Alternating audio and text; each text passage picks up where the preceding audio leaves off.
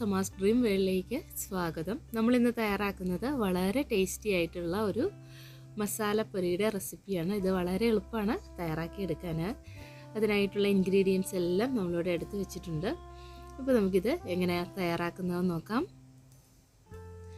ആദ്യമായിട്ട് നമുക്കൊരു ബൗളിലേക്ക് എടുത്തു വെച്ചിട്ടുള്ള ഈ ഒരു പൊരി ചേർത്ത് കൊടുക്കാം. ഇത് ഏകദേശം 1 കപ്പോളം ഉണ്ട്. ഇനി നമുക്ക് ഇതിലേക്ക് അരിഞ്ഞു വെച്ചിട്ടുള്ള ഇൻഗ്രീഡിയൻസ് ഓരോന്നായിട്ട് ചേർത്ത് കൊടുക്കാം. ആദ്യമായിട്ട് നമ്മൾ ചേർത്ത് കൊടുക്കുന്നത് ചെറുതായിട്ട് കട്ട് ചെയ്ത് വെച്ചിട്ടുള്ള ഒനിയനാണ്. അപ്പോൾ ഈ ഒരു ഒനിയൻ്റെയൊക്കെ അളവ് നമുക്ക് ഇഷ്ടമുള്ള അനുസരിച്ചിട്ട് കൂടുതൽ ചേർത്ത് കൊടുക്കാം. പിന്നെ നമുക്കിതിലേക്ക് അടുത്തായിട്ട് ചേർക്കേണ്ടത് ചെറുതായി കട്ട് ചെയ്ത് വെച്ചിട്ടുള്ള ടൊമാറ്റോ തക്കാളിയാണ്. അപ്പോൾ അത് ഒന്ന് ചേർത്ത് കൊടുക്കാം. അതിൻ്റെ ആ ഒരു നീര് ഒഴിവാക്കിയിട്ട് ചേർത്ത് കൊടുക്കുന്നതായിരിക്കും കൂടുതൽ നല്ലത്. പിന്നെ നമുക്കിതിലേക്ക് ഗ്രേറ്റ് ചെയ്ത് വെച്ചിട്ടുള്ള ക്യാരറ്റ് ചേർത്ത് കൊടുക്കാം.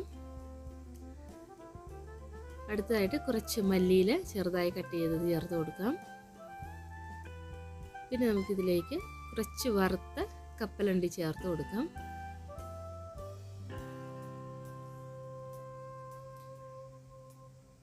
ഇതിൻ്റെയൊക്കെ എമൗണ്ട് കൂട്ടിക്കൊടുക്കുമ്പോൾ കൂടുതൽ ടേസ്റ്റ് ആയിരിക്കും.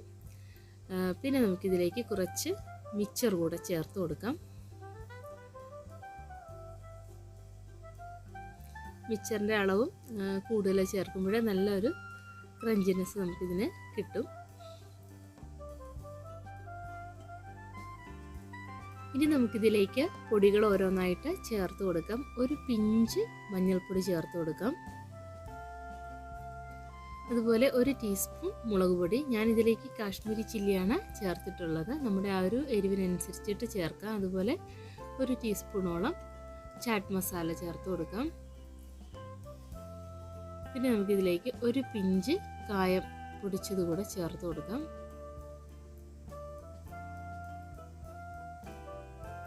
എല്ലാം ഒന്ന് ചേർത്തതിന് ശേഷം നമുക്കിതിലേക്ക് ഒരു അരമുറി നാരങ്ങ പിഴിഞ്ഞൊഴിച്ചു കൊടുക്കാം.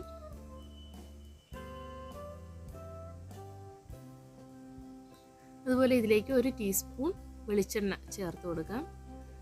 എന്നിട്ടിത് നല്ലതുപോലെ ഒന്ന് മിക്സ് ആക്കി കൊടുക്കാം.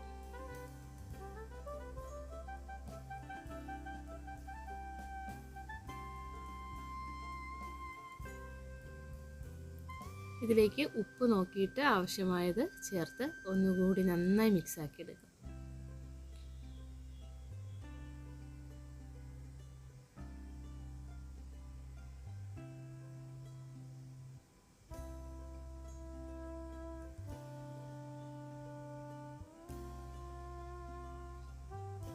ഇപ്പോൾ ഇതാ നമ്മുടെ ടേസ്റ്റി ആയിട്ടുള്ള മസാലപ്പൊരി ഇവിടെ തയ്യാറായിട്ടുണ്ട്. വളരെ എളുപ്പമാണ് ഇത് തയ്യാറാക്കി എടുക്കാൻ. നല്ല ടേസ്റ്റുമാണ് ഇത് കഴിക്കാൻ. അപ്പോൾ നിങ്ങൾ ഇതുവരേക്കും ഇത് ട്രൈ ചെയ്ത് നോക്കിയിട്ടില്ലെങ്കിൽ എല്ലാവരും ട്രൈ ചെയ്ത് നോക്കണേ. വീഡിയോസൊക്കെ ഇഷ്ടമാവുകയാണെങ്കിൽ ലൈക്ക് തരാൻ മറന്നു പോകരുത്. Please like and share, comment, subscribe my channel. Thank you.